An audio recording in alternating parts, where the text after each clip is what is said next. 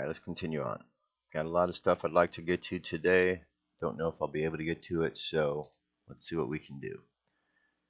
Alright, we're going to start off by looking at the whole Hillary situation. Now, by now you've seen the various different ideas that are out there. You saw the theory I put forth the other day that she perhaps was arrested. However, I also showed you information that there was reports that she had died. Because she may have had this huge medical situation there at the curb. We're still trying to figure out what's going on. A lot of speculation in the whole thing, but there still are reports out there that Hillary is dead. I was, going through and reading last night and trying to find out more and more, and there are reports that she died in the hospital, and that the person who is out right now is a fake, and that they're trying to find ways to cover their tracks. We did hear on CNN that there was something that was played that was of her supposedly talking, and so people feel that everything's okay with her. But I'm going to show you a few different tricks that can be done so that people might be fooled.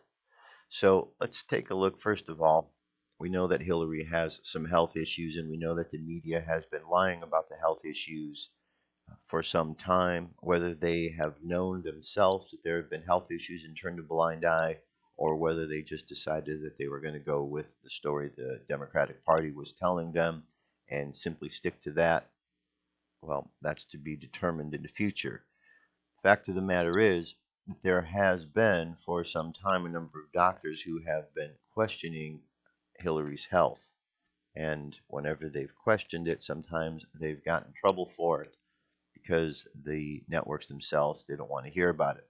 Case in point, Dr. Drew, when he brought the issue of health up, that he was ostracized and his show was canceled. So what we have here is a nice list, big list of doctors with Hillary health questions. Hillary's health problems have been subject of headlines for years. The vision problems, the concussion, the blood clots, the fainting, the falls, and more. These are all things that we know that from time to time have been reported. First, the concern was dismissed out of hand. Later explanations included dehydration, exhaustion, allergies, and even pneumonia. But the scenarios have continued to escalate. Now, even experienced doctors are noting that based on her publicly observable symptoms and actions, they are getting concerned, many urgently recommending further tests and evaluations. The following is a list of physicians who have been willing to raise questions. All right, we have Scott Johnson, spent 19 years as a board-certified internist. He suggests that even now the pneumonia is just a symptom of a problem itself. Something else could be looming, a stroke or possible Parkinson's. We have Dr. Ted Noel. Ad VidZ agreed that probably is the case. He assembled a 16-minute video explaining the evidence that suggests that Hillary has Parkinson's and has known about it for several years.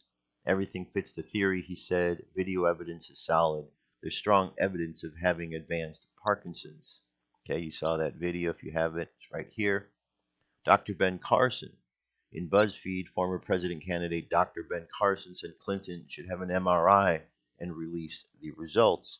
It's imperative that both major candidates for the highest office in the land immediately release detailed recent medical records and allow people a fair opportunity to assess their physical fitness for office. In the case of Hillary Clinton, because she's had a brain injury in the past, and 3 is a question of venous sinus thrombosis, a result of recent specialized MRI would be very helpful. Now here we know that he's a brain surgeon, so his input is very valuable. We have Dr. James Orient, MD, Executive Director of the Association of American Physicians and Surgeons, who said images of Clinton being helped upstairs and propped up, and videos showing odd seizure-like head movements require an explanation to voters, she contends. The author of Emerging Diseases, Protecting Your Family from Pandemics, Viral Threats, and Rogue Vaccines, noted the Victorian and anger that she faced for raising questions. I'm not making a diagnosis, she told WND, but I can look at video. You can look, she said. For a medical profession to simply ignore the evidence would be completely reckless. Meeting someone with these symptoms personally would require a "how are you?" She said, these are not ridiculous questions.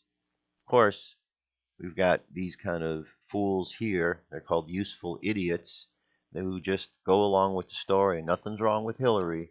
Nothing's wrong until she passes out in front of anybody. And then we realize there is a bigger problem that has been ignored. Another doctor, Dr. Lee Hyde, author of Surviving the Medical Meltdown, Guide to Living Through the Disaster of Obamacare. They made a huge deal about Senator John McCain because of his melanoma. She told WND, melanoma doesn't give you dementia. She said the images and the videos are evidence that should be reviewed and explained to voters, contending Clinton is not being forthcoming. If she doesn't want America people to be informed, then we know where she stands. Citing Clinton's previous concussion, Hyde said such injuries can cause long-term effects, seizures, personality changes, and cognitive deficits. We know from what goes on with the NFL players with their concussions that some of them are committing suicide because they're so distraught by what's taking place. So, definitely a very valid question there. The Fox Medical News team of Dr. Mark Siegel and Dr. David Samadi had questions. In 2008, I looked over 1,000 pages of John McCain's records because of a melanoma he had 10 years ago. Well, what about Hillary? In 2009, a severe fall. She breaks her elbow. In 2011, she boards a plane, falls. In 2012, she has a severe concussion, which Bill says took her 6 months to recover from. Siegel said, he continued, she ends up with a blood clot in the brain and a lifetime of blood thinners. Just that point alone, if she's prone to falling, you can see from the picture up there that she looks like she can barely get upstairs without two people carrying her. Guess what? If she falls and hits her head hard, she'll get a blood clot. We have Dr. David Samadi. He added, the picture going up the stairs speaks a million words. Is she fatigued? Is she dehydrated? One of the main reasons she fell in 2012 and had a concussion was severe dehydration. They're holding her and they're going up the stairs. So she may be really dehydrated. She may have arthritis. She may have back pain. She may have fallen again. We don't know.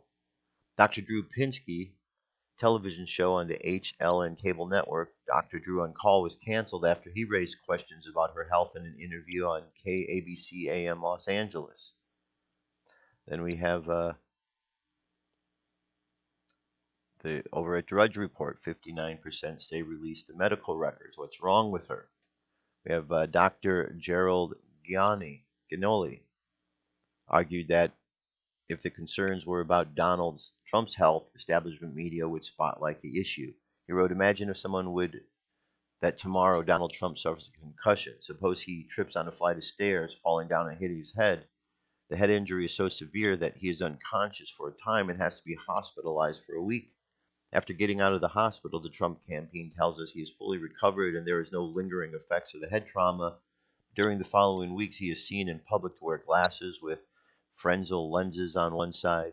He also seems to have trouble maintaining his balance, loses his thoughts in the middle of speeches, and has episodes of spasmodic movements suggestive of seizures.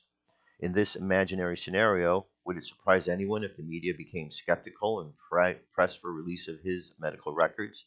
Would it surprise anyone if the Clinton campaign made an issue of Mr. Trump's health during speeches and the ads? Would the media cry foul over the Clinton campaign doing so? I think the answers to these questions are self-evident. The media and the Clinton campaign would be all over this like white on rice, and no one would question the appropriateness of their actions. Okay, so here's another one, Dr. Ted Lassner. It's very hard to draw substantial conclusions from the limited medical information we have on Hillary Clinton, a neurosurgeon at Mount Sinai Medical. We cannot opine with 100% certainty because we do not have all the medical facts. He did say that Fresnel prisms are typically used to correct double vision, to refract the light through the prism so you can see a single image as you are normally used to seeing. My first suspicion would be that the Fresnel lenses were prescribed for Hillary because of nerve damage causing double vision resulting from a trauma to her head, possibly from a fall causing the concussion, but without medical records I cannot say for certain.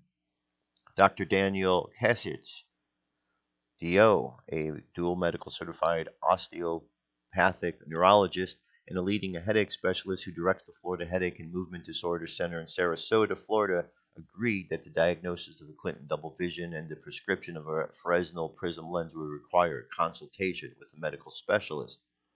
Dr. Ronald Hoffman, a New York City physician who hosts a nationally syndicated radio program, Intelligent Medicine, who told WND in a television interview that without the medical records, we really have no idea what the medical condition causing Hillary Clinton to be wearing eyeglasses fitted with Fresnel prism lenses. And finally here, Bob Lahita, another prominent doctor, expressed concern.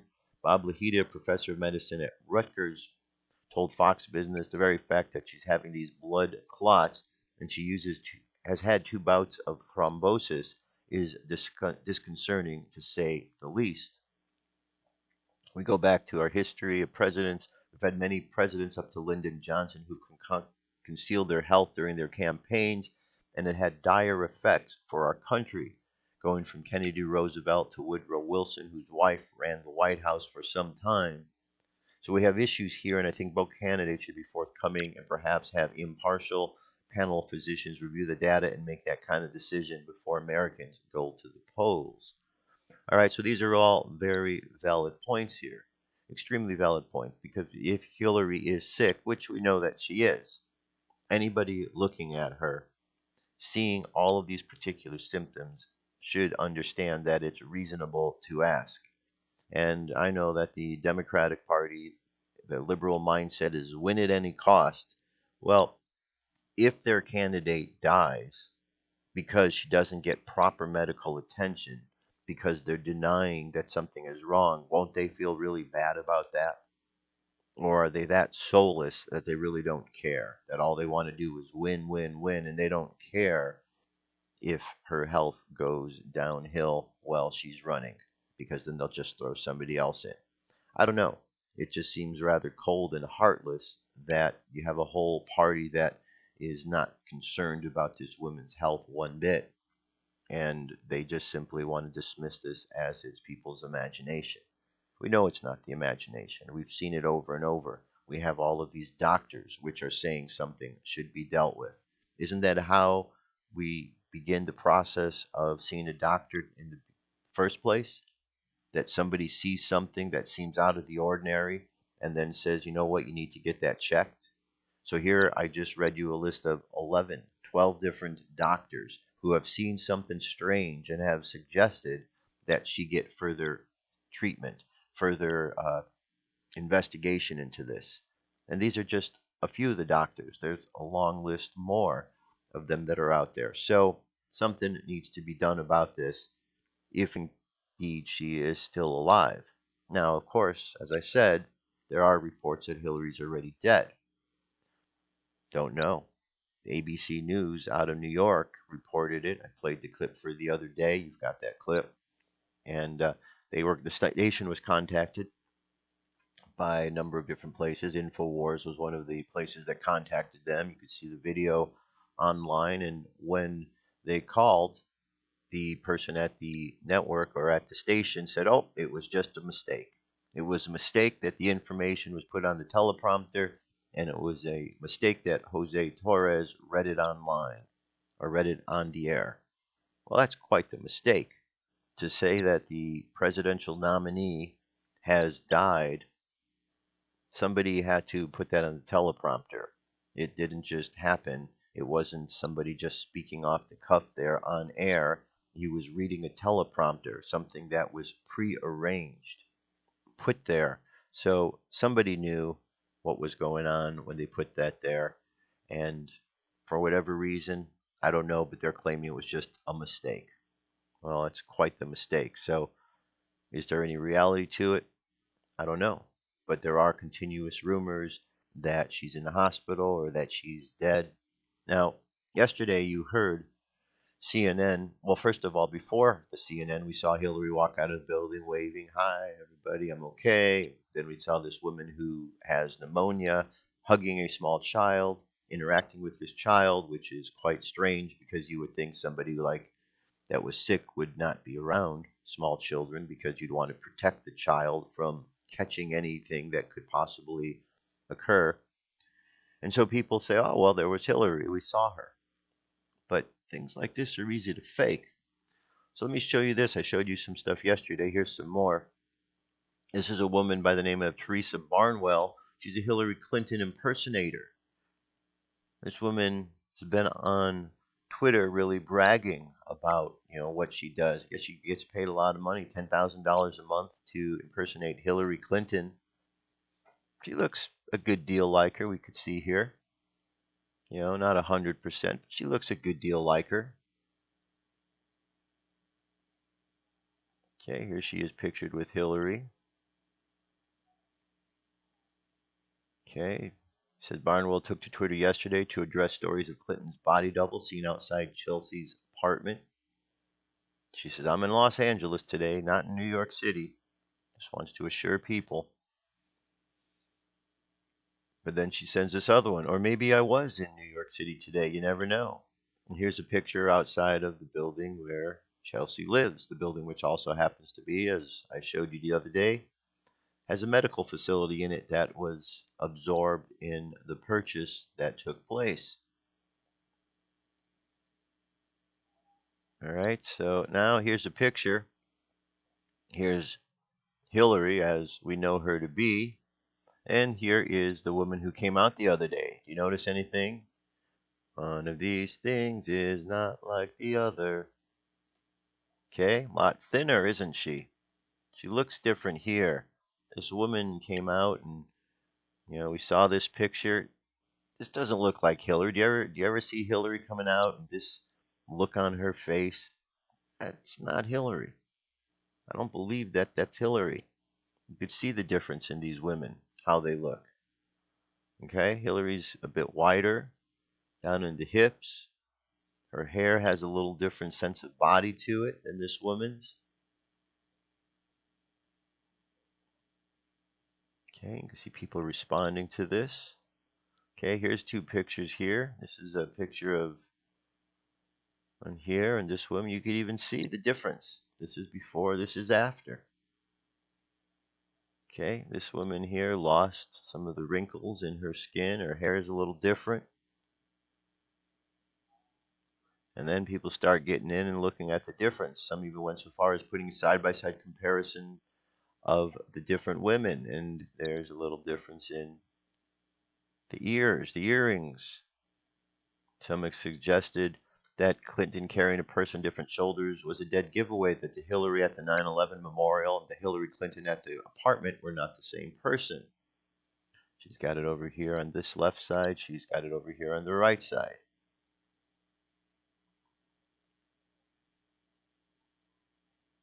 Okay, and then of course there is Clinton with full-blown pneumonia embracing a child like nothing happened. That's what you do when you have pneumonia. You walk around little kids. If she had pneumonia like her doctor says, it probably wasn't a good idea to embrace the child. Yeah, you think? So, one giveaway to all of this is the way in which the mainstream media is covering this story. They're now starting to talk about body doubles. So when the mainstream media starts doing stuff like this, when they're trying to spin their stories to get on top of it, it's because they know that people are on top of what's going on, and they're trying to quickly get on top of the situation. But it's too late because they don't realize that they lack so much credibility as news sources that they actually give credibility to the conspiracies out there, because by telling these stories by them telling the stories we realize that they're actually validating what's going on rather than debunking it, because we know that they're lying. They've lied so often, and that we understand by now. So yesterday there was a phone call that took place between Anderson Cooper and Hillary Clinton, and people like, see, she was on the phone. Hillary's okay. Hillary tweeted out messages. First of all, let me ask you, do you think it's possible for somebody to tweet out from somebody's Twitter account and pretend to be somebody else? Let's think about that for a moment. Could somebody behind a computer type out a message and send it out and pose as somebody else? I think we all know the answer to that. Of course they can. The next question is, can somebody fake a voice over the telephone? Well, Have you ever faked your voice over the telephone? Have you ever made a prank call where you pretend to be somebody else? Most likely you have. Maybe not as an adult, but maybe as a child you did, goofing around with your friends. Okay, here's an article that goes back to 2003. Investigators at OHSU OGI School of Science and Engineering say many scientists can transform one person's voice into the another. This is from 2003. The audio tapes periodically released by Osama bin Laden, real or fake?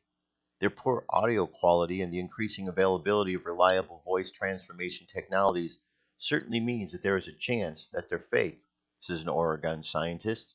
Many places in the world are developing technologies that can quickly and easily transform voices, says Jane Van Santen, PhD, a mathematical psychologist at Oregon's Health and Science University at OGI School of Science and Engineering, based in Hillsboro, Oregon. Because voice transformation technologies are increasingly available, it's becoming harder to detect whether a voice has been faked. The only way to decide whether a recording is authentic is by looking for special cues that are left behind depending on which transformation method is used. Okay, so, and it goes on to say, at the OGI School Center for Spoken Language, understanding the new method for voice transformation was developed by one of Van Santen's researchers, Alexander Kane, PhD. The method mimics the fine acoustic detail that reflects the unique characteristics of an individual's oral cavity and vocal cords. The important point isn't that we know how to do this, but that many scientists already have similar transformational methods, and that these methods are simply to implement and readily available to anyone in the literature and on the internet. The ability to effectively mimic someone's voice and original recording is needed of that person you want to imitate. Then you need to find and record someone reading an exact same text in a similar voice, word set, and dialect. So, do we have any previous voice recordings of Hillary Clinton? Of course we do. Tons of them. So faking her voice would be easy. This was an article from 2003. Here is something that I pulled up just as an example. This is something readily available now, free. It's called Voice Changer 1.5. This is a free app that anybody can download. Voice changers are pretty neat and simple application created for the purpose of letting you easily change the pitch and the speed of a WAV, MP3, or WMA audio file. By using this tool and changing the pitch and the playback speed of an audio file, you will be able to modify the way the recorded voice playback sounds. Okay, so the technology's there. We also know many times you listen to voice recordings, albums, you hear the person singing on there. Would you be surprised to know that sometimes the engineers painstakingly go through and they actually put a voice together? They've gone through and pick out words and they put it together, they change the pitch. There's software that can do this very easily. Because sometimes these singers that are out there, they can't sing. Sometimes they're off key, they're off pitch. And so the engineers fix this using the different technology that's available. So don't be so easily fooled just because you hear something on the phone and say, oh, look, it's Hillary, she called in. Doesn't necessarily have to be. Doesn't necessarily have to be at all. Now, what about if you see the person? If you see the person, does that mean that this is actually real? Well, let me show you something here. This is some technology that's available. You can watch this whole video here, but this is technology that's available that mimics what's going on here. Let me get to some other, move through here. Okay, here's the target actor. You can see he's just moving his head. Here's the person who's doing the manipulation. And even though this character, the George Bush down here, is just moving his head back and forth, through the use of the software, you can see as he's moving his mouth, here's the final version where he's moving his mouth accordingly. Okay, and here's some examples of how the masking works and so on. Some of this may not make sense to you. It may make perfect sense to you. Bottom line is that this is very possible. Okay? Very, very possible. So just because somebody is out there on video or on audio doesn't mean you're actually seeing or hearing that person speaking. So we have to be very aware, because in this day and age, technology has advanced to the degree that things can easily be manipulated. And when you have a media outlet or a series of outlets that are continuously fooling the people and using such technologies, it's hard to tell. All of these medias have been infiltrated. Okay? Back in 1917, the Council on Foreign Relations took charge of the media. They've been in control ever since. Media control has just gotten tighter and tighter. Technology has gotten better and better, and people get fooled easily all the time. Remember, mainstream media are all the same. Now, you may say that MSNBC is different than Fox, and they're both different than CNN. You're right, they are different. They're different in the way they present their information because each one of them has a different audience. However, the place where they're deriving the audience is all to the same location. I like to use the analogy that the networks, these news networks, are like sheepdog. Okay? All the people are the sheep that are being rounded up into a pen. You got the sheepdog of MSNBC, the CNN sheepdog, the Fox News sheepdog. All of the dogs look different. All of the dogs behave a little differently. But all of the dogs, positioned in different places around the crowd of sheep, are pushing the sheep to the same pen. They're not driving them to different pens. They're all pushing them to the same pen. Because the people over at Fox, the sheepdog has to do things a little differently to move the people along. And the people over at the sheepdog over at MSNBC has to do something to push the sheep along.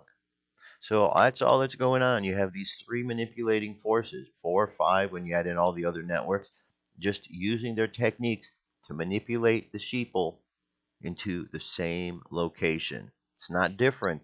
They're all working together. And when people realize this, then it makes a big difference, because you can see audio technology is available to fake. So we don't know that we heard Hillary.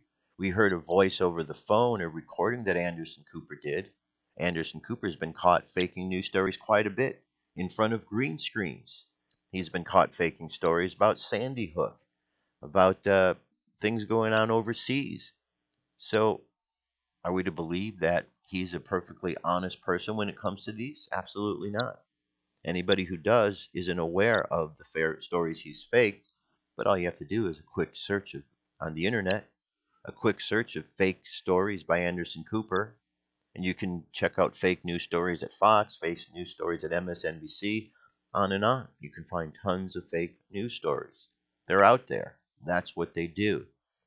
In the 2012, when Obama signed the National Defense Authorization Act, part of that act included the ability for our media to use propaganda upon the people, and it would be completely legal.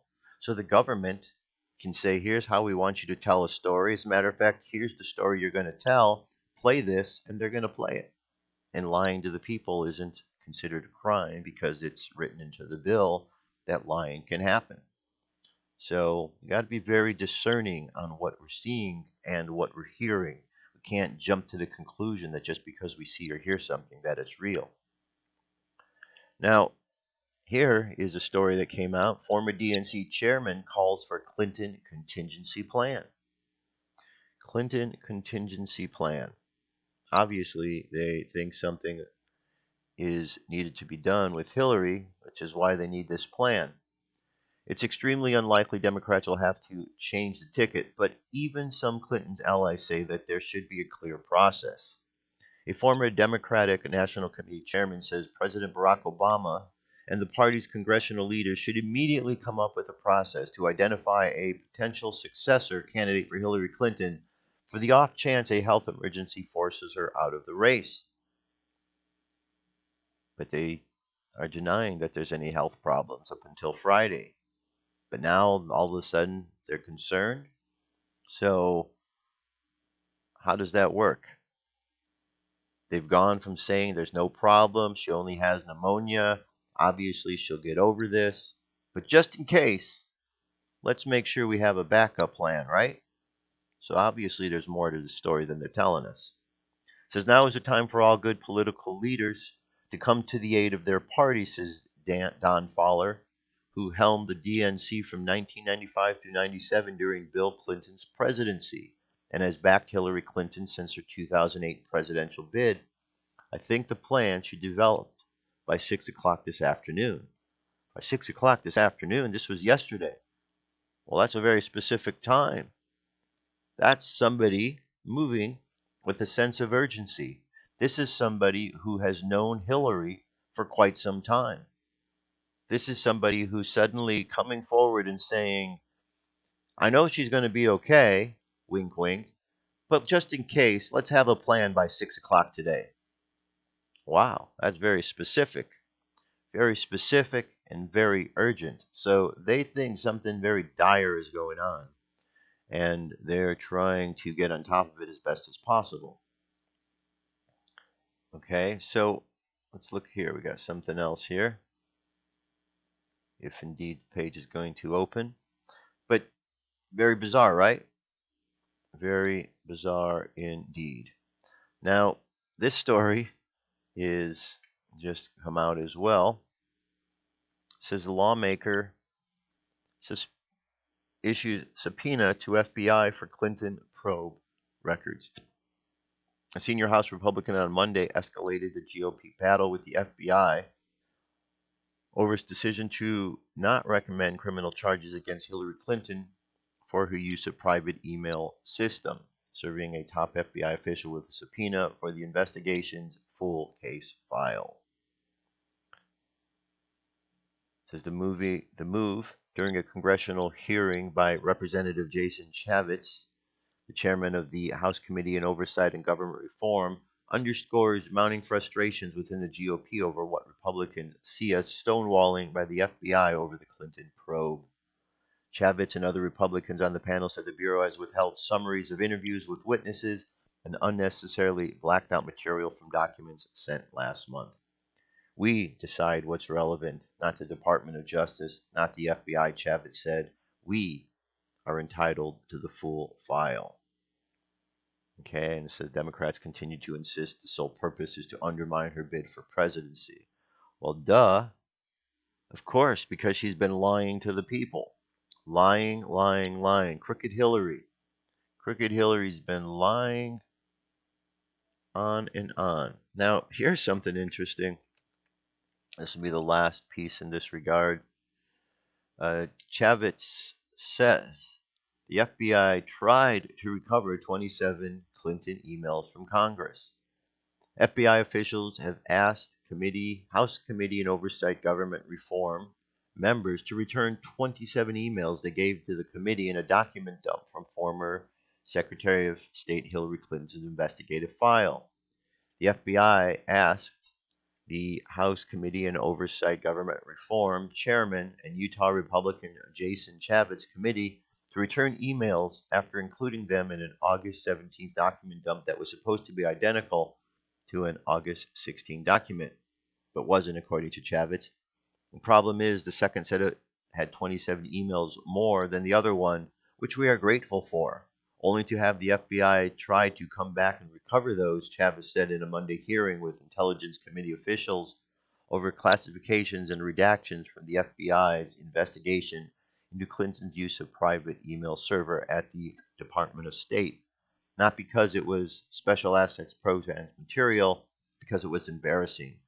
That's why. It was embarrassing, but we should have had it in the first round, Chaffetz said.